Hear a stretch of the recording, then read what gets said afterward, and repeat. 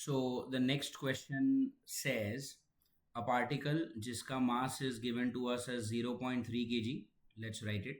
Mass of the particle is given as 0.3 kg is subjected to a force of F is equal to minus kx where k is 15 Newton पर metre. तो यहाँ पर आपको एक force का direct value ना देकर force का एक इक्वेशन टाइप उन्होंने दे दिया है F equal to minus of K X and उन्होंने आपको k की वैल्यू दे दी है 15 न्यूटन पर metre and they are asking you what will be its initial acceleration if it is released from a point 20 centimeter away from the origin. उन्होंने आपसे पूछा है what is the acceleration और आपको ये जो दिया है ना 20 centimetre this is nothing but the distance, correct. और डिस्टेंस की जगह यहाँ पर है इस x के फॉर्म में. तो ये जो f equal to minus K X है ना उसमें x इज द डिस्टेंस ये वाला. तो उन्होंने ये जो x है 20 सेंटीमीटर वो आपको दिया है ताकि आप ये चीज़ यहाँ पर रख पाए. अब यहाँ पर देखो आपको फोर्स का इक्वेशन दिया हुआ है F is equal to minus of K X. पहले उन्होंने आपको k की वैल्यू दी यहाँ पर 15 तो वो आपने यहाँ पर डाल दी और फिर है x is nothing but the displacement और डिस्प्लेसमेंट की वैल्यू उन्होंने आपको दी है 20 सेंटीमीटर. तो यहाँ पर आपने डाल दिया 20 सेंटीमीटर से तो काम चलेगा नहीं, आपको अपॉन 100 करके उसको मीटर में करना पड़ेगा, करेक्ट. सो k की जगह पे आपने रखा 15, x की जगह पर आपने रखा 20 अपॉन 100 तो ये हो जाएगा आपका metre. So now this zero gets cut with this zero.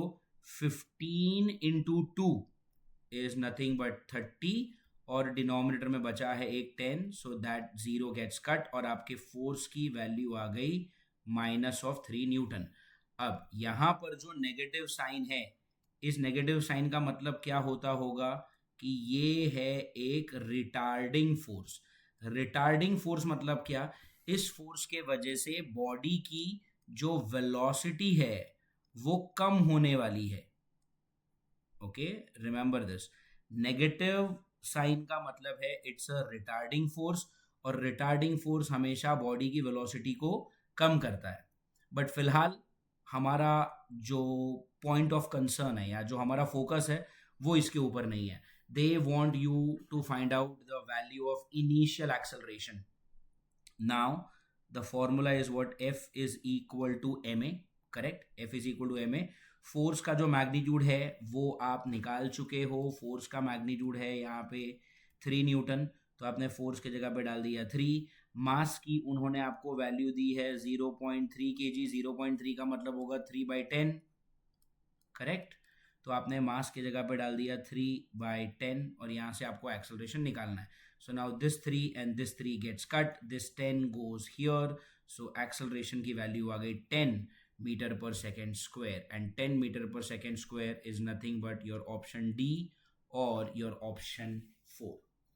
अब इस क्वेश्चन में अगर आप समझने जाएंगे कि नई चीज क्या है, नयापन क्या है, नॉवेल्टी क्या है, तो नयापन यहाँ पर ये है. देखिए F इक्वल टू ma जो है, ठीक है, F इक्वल टू ma ये तो काफ़ी सिंपल था कि भाई आपको फोर्स मैं दे देता हूँ, आपको मास मैं दे देता हूँ, आप एक्सेलरेशन निकालिएगा, ये कोई बड़ी बात नहीं है. नयापन इस क्वेश्चन में ये था कि जो फोर्स की वैल्यू है वो आपको उन्होंने डायरेक्ट नहीं दी.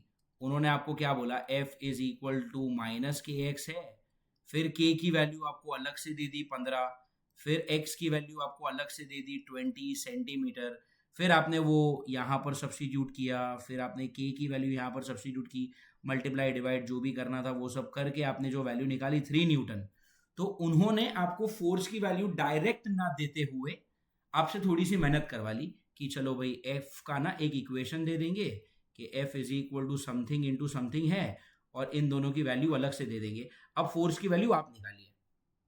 That was the novelty in this question. I hope you understood this. Thank you.